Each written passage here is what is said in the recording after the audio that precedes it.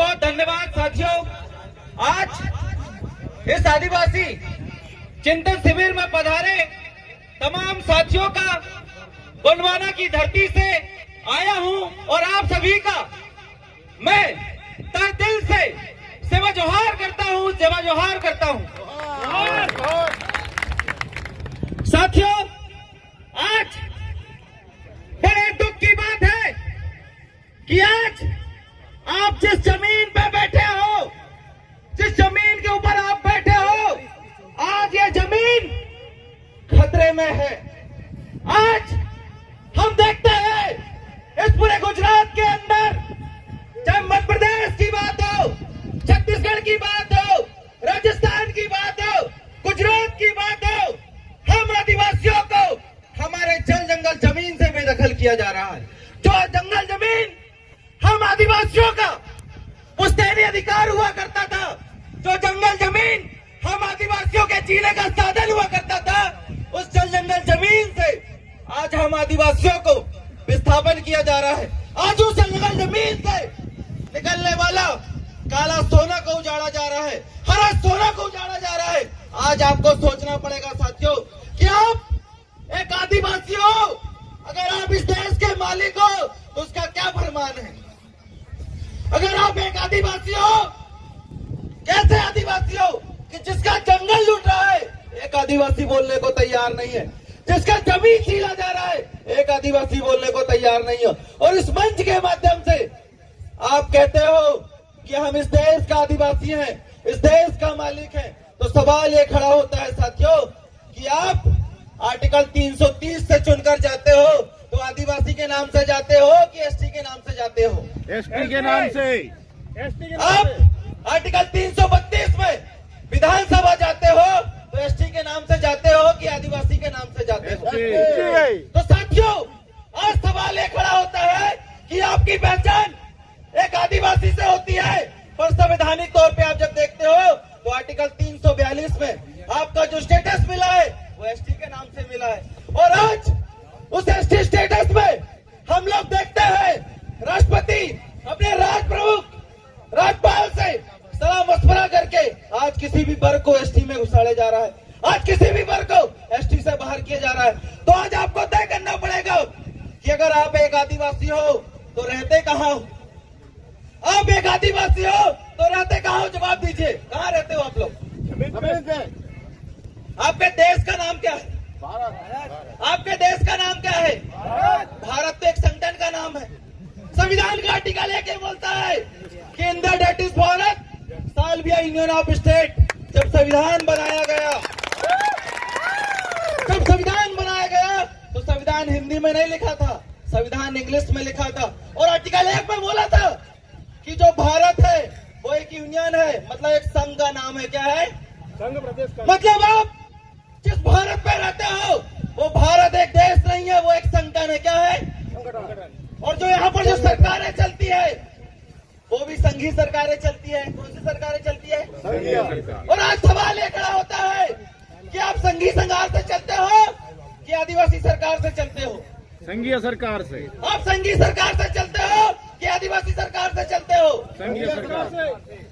तो आपका सरकार क्या है? आपका सरकार कमेटी मुखी सरकार है कि केंद्र सरकार है? कमेटी मुखी। आपका सरकार क्या है? आपका सरकार कमेटी मुखी सरकार है कि केंद्र सरकार है? क्या सरकार है? बोलिए ना जी। ये चिंतन शिविर है, ये भाषण नहीं है। यहाँ पर सवाल होता है, जवाब दिया जाता है, पूछा जाता है तो जवाब दिया जाता है। तो सवाल ये खड़ा होता है कि भारत संविधान से चलता है और संविधान का आर्टिकल 13 यह बोलता है कि इस देश में दो प्रकार का समुदाय है, एक आदिवासी समुदाय है, दूसरा गैर आदिवासी समुदाय है। और जो आदिवासी समुदाय है वो इस देश का मालिक है, इस देश का ओरिजिन है, इस देश का इंडिजिनस पीपल है, इस देश का मालिक है, जिसको सुप्रीम कोर्ट ने 5 जनवरी 2011 को कैलासन बनाम महाराष्ट्र राज्य के फैसले में बोला कि 8% आदिवासी इस देश का मालिक है और 92% जो लोग हैं सब विदेशी नागरिक हैं। कौन लोग हैं? विदेशी नागरिक। और सवाल ये खड़ा होता है कि देश के अंदर लैंड रेवेन्यू 1921 या भारतीय संविधान 19 साल के लिए वैलिड था, 19 साल के लिए वैलिड था, तो आज इस देश के अंदर जितना भी दिकू समाज रुका है वो 1 मिनट 1 सेकंड किस आधार पे रुका है, ये सवाल आज हमारे बीच में खड़ा होता है। तो आज आपको तय करना पड़ेगा कि आपको केंद्र सरकार चलाना है कि गमेती मुखी सरकार चलाना है। आप बताइए, आपको गमेती मुखी सरकार चलाना है कि केंद्र सरकार चलाना है? गमेती मुखी। कौन सा सरकार चलाना है? गमेती मुखी। और जब आपका सरकार मुखी सरकार है, जब आपका सरकार गमेती सरकार है, तो केंद्र सरकार को वोट काहे देते हो?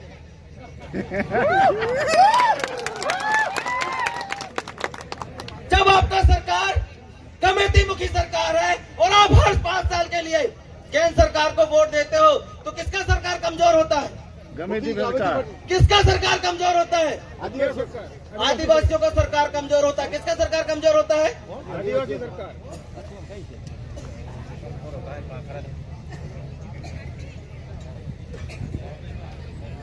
किसका सरकार कमजोर होता है? आदिवासियों का सरकार। तो सवाल ये खड़ा होता है साथियों कि मानो कि 2 घर है, एक घर आदिवासी का है, दूसरा घर गैर आदिवासी का है, और दोनों घर पुराने हो गए, और आप उस घर को लिपाई पुताई करना है, तो आप आदिवासी घर की लिपाई पुताई करोगे कि गैर आदिवासी घर की लिपाई पुताई करोगे? किसके घर की लिपाई पुताई करोगे आप लोग? किसके घर की पुताई करोगे? आदिवासी की। और जब आपको पता है कि हमारा घर आदिवासी का घर है और लिपाई पुताई हमें आदिवासी घर की करना है, तो हर 5 साल के लिए आप इस संघी सरकार को, इस भारत डोमिनियन की सरकार को वोट काहे देते हो? वोट मतलब मतदान, मतमती माता, जिसके दिमाग में कुछ नहीं होता वो क्या करता है?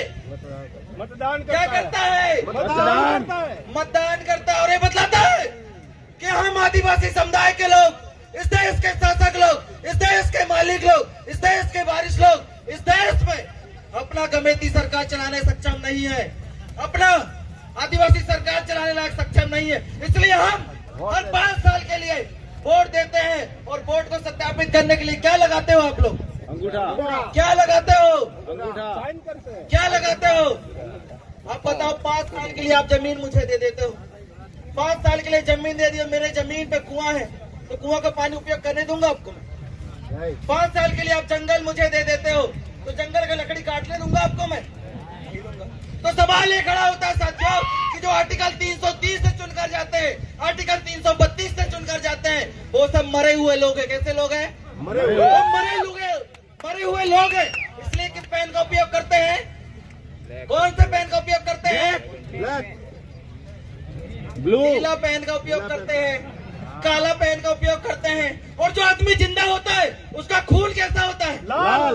कैसा होता है? लाल। तो उनको उपयोग कौन सा पेन चाहिए? लाल। और आप कौन सा उपयोग कर रहे हो? नीला। कौन सा कर रहे हो आप? नीला। तो आप कौन हो? मरे हुए। जिंदा लोग हो कि मरे हुए लोग हो? कैसे लोग हो आप? कैसे लोग हो? मरे हुए। वो मरे हुए लोगों की पहचान होती है क्या? है?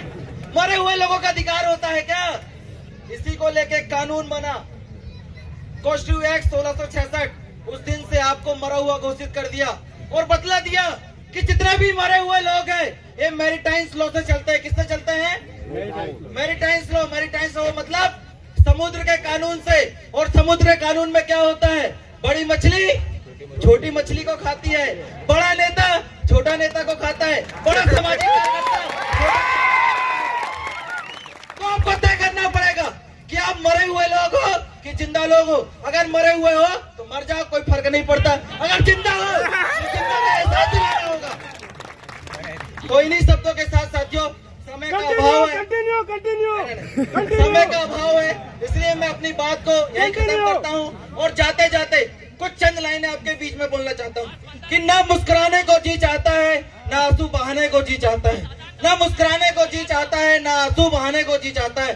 करूँ तो क्या करूँ तेरी याद में टंटे